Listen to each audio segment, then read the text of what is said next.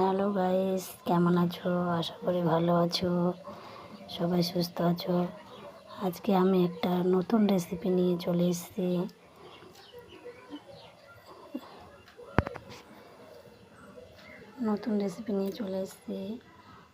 পুরো ভিডিওটা দেখার জন্য অনুরোধ রইল। আজকের রেসিপি মেলা না বকে তোমাদের সঙ্গে শেয়ার করছি। আজকের রেসিপি আমার পাঁপড় ভাজা হয়ে গেছে। পটল দিয়ে, কচু দিয়ে, আলু দিয়ে, পুঁই শাক দিয়ে, বড়ি দিয়ে একটা তরকারি করব, তোমাদেরকে দেখাচ্ছি। পুরো ভিডিওটা দেখার জন্য অনুরোধ রইল।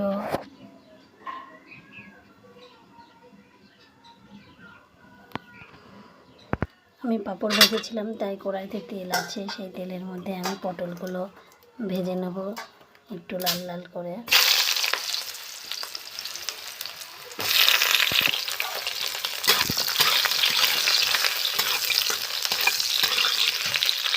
দেখো বন্ধুরা, আমার পটলগুলো লাল লাল করে ভাজা হয়ে গেছে। এরপর আমি ওই তেলের মধ্যে আলুগুলো দিয়ে দেবো।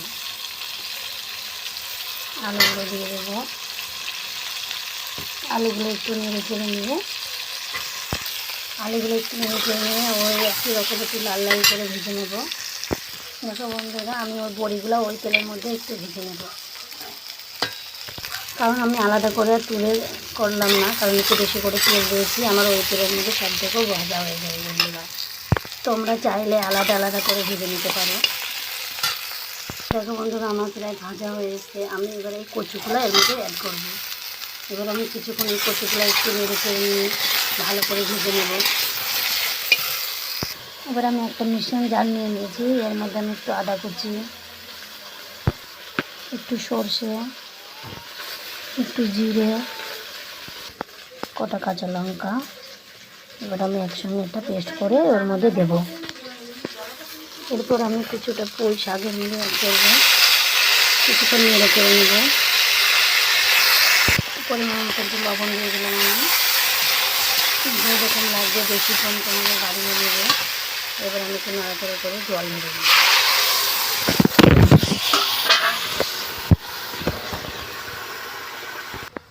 এবার একটু হলুদ গুঁড়ো দিয়ে আমি নেড়ে চেড়ে কিছুক্ষণের জন্য ঢেকে রেখে দেবো। আমার এটা দেখুন একটু পেস্ট করে নিয়েছি, ওর মধ্যে অ্যাড করবো। দেখো বন্ধু, আমার পেস্ট করা হয়ে গেছে। এবার আমি ওর মধ্যে অ্যাড করব। করে দেবো।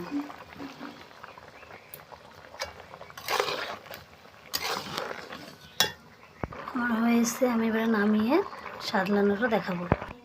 আমার নামানো হয়ে গেছে, এবার আমি সাতলাবো। কড়াই গরম হয়ে এসছে, আমি একটু তেল দিয়ে দেবো।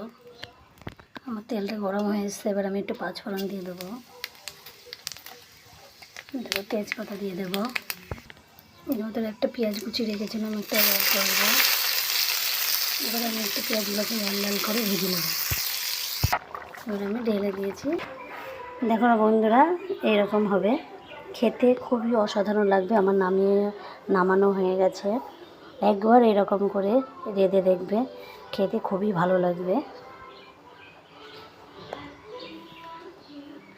আর যদি ভালো লাগে আমাকে কমেন্ট করে জানাবে অবশ্যই, একদিন রেসিপিটা খেয়ে। লাইক, কমেন্ট, শেয়ার করবে। পুরো ভিডিওটা দেখার জন্য থ্যাংক ইউ। ভালো থাকবে, সুস্থ থাকবে। আবার ফিরে আসবো অন্য কোনো ভিডিও নিয়ে, কোনো রেসিপি নিয়ে।